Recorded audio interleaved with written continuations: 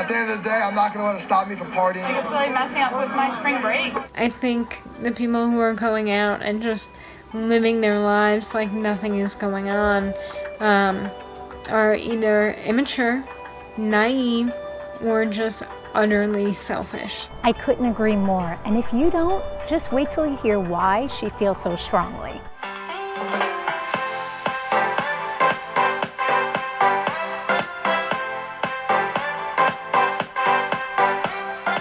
Hey guys, it's Bree and welcome to my channel, Just Breezy. If you're new here, I would love for you to consider subscribing. Just be sure you hit that bell for notifications because I don't want you to miss out. We upload weekly content to share resources, help spread awareness, and tell some of life's stories because like we say, life isn't always just breezy, but together it can be a little easier. So guys, like most of you, we're in our first week of self-quarantine. And although my face-to-face sit down with Angie couldn't happen, her message was far too important to wait for our interview. My name is Angela Tempio. I had a heart transplant almost 8 months ago. Good job. Proud of you. Basically, with any organ transplant, for those of you who do not know, your body tries to reject the organ. So what the doctors do is they put you on medication called immunosuppressants.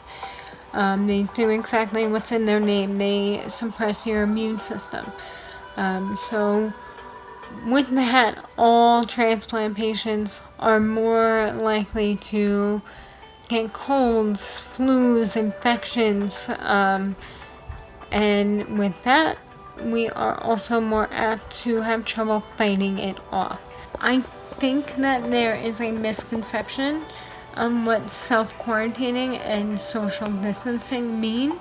They don't mean to coop yourself up in the house and bolt the door shut. Please go outside, get fresh air, take a walk. I think that that's really important for mental health. It just means don't come in contact with other people unnecessarily. They're finding out more and more about the coronavirus every day. And recently it's been shown that you can show no symptoms at all and still be a carrier. People who think this is being blown out of proportion, please look into it, do research. I think the people who are going out and just living their lives like nothing is going on are either immature, naive, or just utterly selfish. It is very upsetting to see people basically rolling this off their shoulders, and it's sad. This whole pandemic is heartbreaking, but let's do everything we can to stop it. Guys, if Angie was your friend, your daughter, or perhaps your sister, how seriously would you be taking this virus now? Well, Angie's sister Danielle wanted to share her own feelings on this entire situation.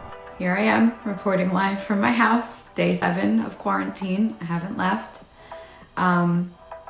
These are really scary times that we're living in right now. We don't know what's going to happen tomorrow, in a week, in a month. We don't have the answers, which is, I think, the part that's scaring everyone the most. The way I'm trying to look at it is, what's the risk in staying home and cuddling with my pups and spending time with my husband versus the risk of me leaving my house unnecessarily and possibly spreading this to somebody's loved one. I could be the reason why someone loses someone they love in their life.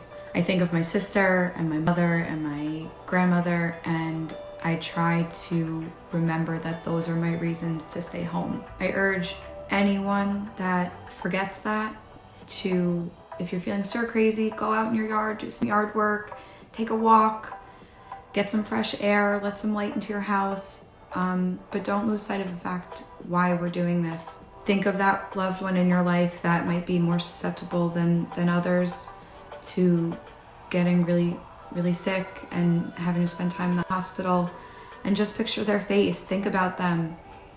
Think about how you would feel if someone else didn't take this seriously and they ended up in the hospital because of that. For people like my sister who fought so hard for so long and now has a second chance at life, I pray that everyone does their part so she'll have the opportunity to go out and live it. Perfectly said, Danielle. Now the truth is, this is only temporary, and although we don't know when normalcy will return to all of our lives, we must all do our part to flatten the curve, as they say, not only for our own health, but for the health and well-being of people like Angie. Now guys, thank you so much as always for your support, for liking, sharing, and commenting. And if you have any thoughts on this situation, please feel free to comment in the section below, and we will chat again soon.